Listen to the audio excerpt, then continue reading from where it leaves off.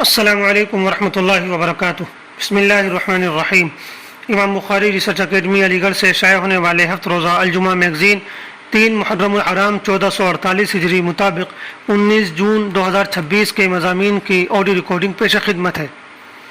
پہلا مضمون ہے شو آف یعنی نمائش کا بڑھتا مزاج، محمد فرید حبیب ندوی۔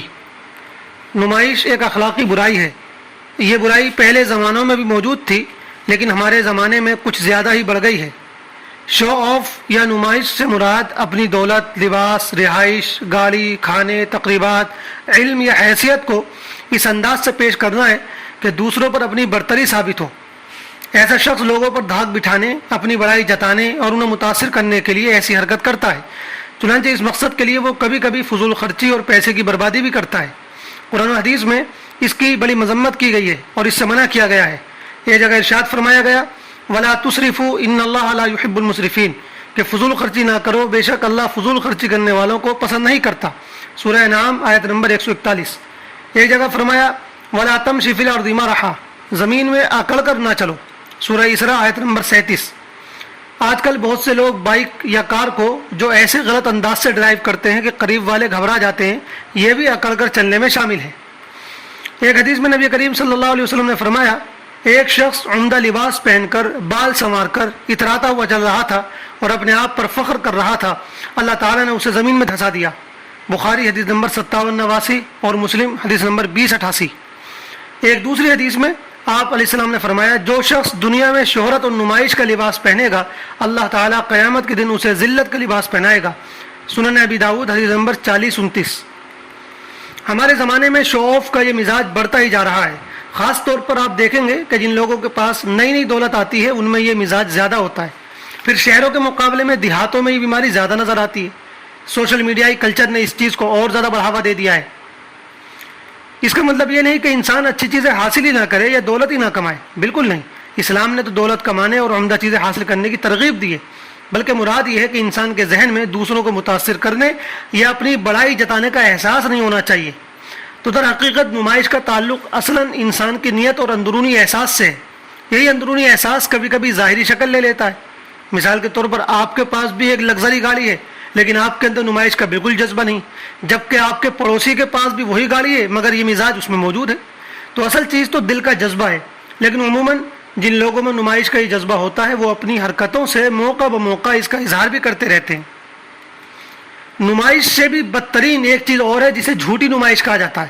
اس سے مراد یہ ہے کہ انسان کے پاس کوئی نعمت، علم، دولت یا مقام نہ ہو، لیکن وہ لوگوں کو یہ تاثر دے کہ وہ اس کا مالک ہے۔ مثال کے طور پر اس کے پاس اپنی گاڑی نہ ہو، لیکن وہ کسی کی گاڑی ادھار لے کر دوسروں کو یہ تاثر دے کہ گاڑی اس کی ہے۔ اس کے تعلقات زیادہ وسیع نہ ہو مگر وہ یہ جتائے کہ اس کے تعلقات بڑے بڑے لوگوں سے ہیں۔ سوشل میڈیا نے جھوٹی نمائش کے مزاج کو بہت بڑھا دیا ہے۔ چنانچہ بہت سے لوگ فوٹوز اور ویڈیو ایڈٹ کر کے یا دوسروں کی گاڑی اور گھر کے ساتھ فوٹوز کلک کر کے اپنی جھوٹی شان دکھا کر لوگوں کو متاثر کرنے کی کوشش کرتے ہیں۔ یہ بہت ہی گری ہوئی حرکت ہے۔ نبی اکرم صلی اللہ علیہ وسلم نے ایک حدیث میں اس کی بڑی مذمت کی۔ فرمایا جو شخص ایسی چیز کا دعویٰ کرے جو اسے دی ہی نہیں گئی، یعنی جو اس کے پاس نہ ہو، وہ جھوٹ کے 2 کپڑے پہننے والے کی مانند ہے۔ بخاری حدیث نمبر 5219 اور مسلم حدیث نمبر 2129۔ اسلام سادگی کی تعلیم دیتا ہے۔ سادگی سے مراد یہ ہے کہ انسان جیسا ہے ویسا ہی بن کر رہے اور اللہ نے اسے جو بھی دیا ہے اس پر شکر گزار رہے۔ اور سچی بات یہ ہے کہ اسی میں سکون ہے۔ نمائش اور جھوٹی شان دکھانے میں وقتی لذت تو مل سکتی ہے، لیکن حقیقی سکون اور اطمینان نہیں۔ دوسرا مضمون ہے موجودہ حالات میں مکی دور سے رہنمائی، محمد خالد ضیاء صدیقی ندوی۔ آج عالمی اور ملکی سطح پر مسلمان جن مشکل اور نفرت انگیز حالات سے گزر رہے ہیں، ان میں مایوس ہونے یا جذبات میں آنے کے بجائے اللہ کے نبی صلی اللہ علیہ وسلم کے مکی دور سے رہنمائی لینے کی ضرورت ہے۔ مکہ مکرمہ کے 13 سالہ دور میں آپ علیہ السلام اور صحابہ اکرام نے شدید ترین ظلم اور بائیکاٹ کا سامنا کیا، مگر آپ نے جس حکمت اور صبر سے کام لیا، آج ہمیں اسی کو اختیار کرنے کی ضرورت ہے۔ اس سلسلے میں چند پوائنٹس کو ہمیں یاد رکھنا چاہیے۔ نمبر 1، مکے میں مسلمانوں پر بہت ظلم ہوا، لیکن آپ علیہ السلام نے کبھی قانون کو ہاتھ میں نہیں لیا اور نہ ہی جوابی تشدد کا راستہ اپنایا، بلکہ آپ نے صحابہ کو صبر کی تلقین کی۔ ہمیں بھی شر پسند عناصر کی اشتعال انگیزی کے باوجود قانون کو اپنے ہاتھ میں نہیں لینا چاہیے۔ ملک کا دستور ہمیں جو حقوق دیتا ہے، عدالت، قانون اور پرامن طریقوں سے ہی ہمیں اپنے حقوق کی لڑائی لڑنی چاہیے۔ نمبر 2، آپ علیہ السلام نے مکے کی گلیوں میں لڑنے کے بجائے دار ارقم میں اپنے ساتھیوں کی تعلیم، ایمان اور اچھے اخلاق پر محنت کی تاکہ وہ اندر سے مضبوط ہو سکیں۔ ہمیں بھی دار ارقم کو ماڈل بناتے ہوئے تعلیمی اور معاشی لحاظ سے مضبوط ہونے کی ضرورت ہے۔ مسلم نوجوانوں کو اعلیٰ تعلیم، ٹیکنالوجی، قانون اور سول سروسز کی طرف جانے کی ضرورت ہے۔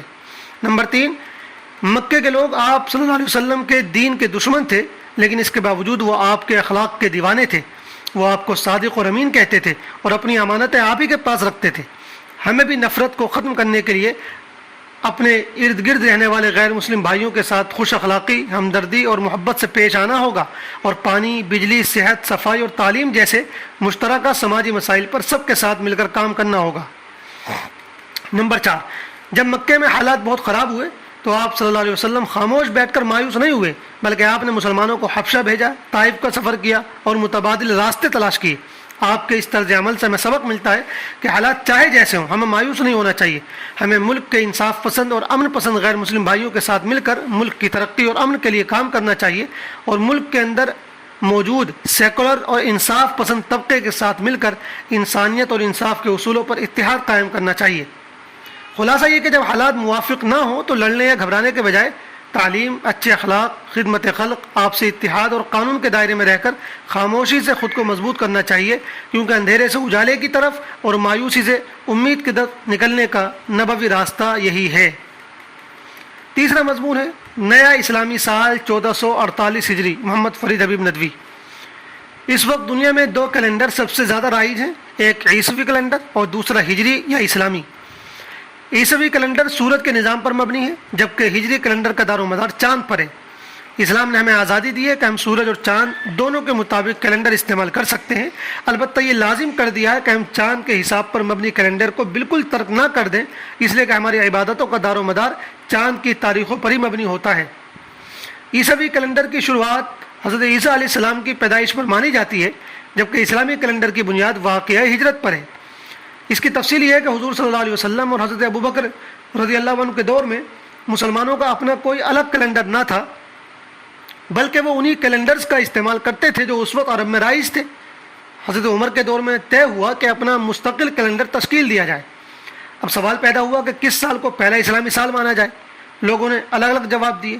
کسی نے کہا جس سال حضور صلی اللہ علیہ وسلم کی ولادت ہوئی، کسی نے کہا جس سال حضور علیہ السلام کو نبی بنایا گیا، کسی نے کہا جس سال جنگ بدر ہوئی، مگر آخر میں طے ہوا کہ جس سال ہجرت کا واقعہ پیش آیا ہم اسے پہلا اسلامی سال مان کر اسی سے اسلامی کیلنڈر کا آغاز کرتے ہیں۔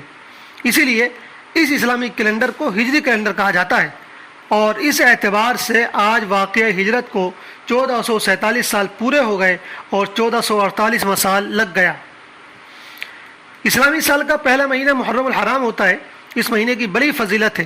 اولاً تو یہ مہینہ بھی ان 4 مہینوں میں سے ہے جنہیں قرآن مجید میں محترم قرار دیا گیا ہے۔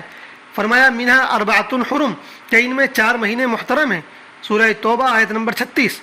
محترم ہونے کا مطلب یہ ہے کہ عام مہینوں کے مقابلے میں ان 4 میں نیکی کا ثواب بڑھا دیا جاتا ہے، اور اگر ان میں کوئی گناہ کرے تو اس کا وبال و عذاب بھی زیادہ ہوتا ہے۔ پھر نبی کریم صلی اللہ علیہ وسلم نے کئی حدیثوں میں اس کی فضیلت بیان کی ہیں۔ ایک حدیث میں فرمایا رمضان کے بعد سب سے افضل روزے ماہ محرم کے ہیں، مسلم حدیث نمبر 1163۔ ایک روایت میں کہ آپ نے فرمایا مہینوں میں افضل مہینہ اللہ کا مہینہ ہے جسے تم محرم کہتے ہو، یعنی رمضان کے بعد۔ نسائی شریف حدیث نمبر 2421۔ پھر اسی مہینے میں یوم عاشورہ آتا ہے، جس کی بہت سی فضیلتیں ہیں جو انشاءاللہ اگلے شمارے میں پیش کی جائیں گی۔ الغرض نیا اسلامی سال شروع ہو چکا ہے، اس حوالے سے ہمیں کئی باتوں پر توجہ دینی چاہیے۔ ایک تو اسلامی کیلنڈر کو زندہ رکھا جائے اور اس سے واقفیت کو عام کیا جائے۔ دوم، محرم کی فضیلت کو ذہن میں رکھتے ہوئے زیادہ سے زیادہ نیکیاں کی جائیں اور گناہوں سے دور رہا جائے، خاص کر نفلی روزوں کا اہتمام کیا جائے۔ سوم، اسلامی کیلنڈر سے ہجرت کی یاد تازہ ہو جاتی ہے، اس حوالے سے ہجرت کے پیغام کو سمجھنا اور زندہ کرنا بھی ہماری ذمہ داری ہے۔ چوتھی یہ کہ اسی مہینے کی 10 تاریخ کو حضرت حسین رضی اللہ تعالیٰ عنہ کی شہادت کا دردناک واقعہ پیش آیا تھا۔ نئے سال کی شروعات پر اس واقعے کی یاد بھی تازہ ہو جاتی ہے اور غور و فکر اور عمل کی دعوت دی جاتی ہے۔ آخری بات یہ کہ نئے سال کے موقع پر گزرے ہوئے سال کا جائزہ لیا جائے اور آنے والے سال کی بہتر منصوبہ بندی کی جائے۔ چوتھا اور آخری مضمون ہے مسائل۔ نماز جنازہ میں دیر سے شریک ہونے والا اپنی نماز کیسے پوری کرے؟ جو شخص جنازے میں امام کے ساتھ کچھ تکبیریں گزرنے کے بعد شامل ہو تو اگر اسے معلوم ہو کہ کون سی تکبیر ہے تو تکبیر کہہ کر اس کے بعد والی دعا پڑھے، اور اگر اسے علم نہ ہو تو پھر ترتیب کے مطابق پہلے ثنا پڑھے اور پھر درود شریف پڑھے۔ جتنی نماز امام کے ساتھ مل جائے اسے پڑھ لے، امام کے سلام پھیرنے کے بعد چھوٹی ہوئی تکبیریں کہہ لے۔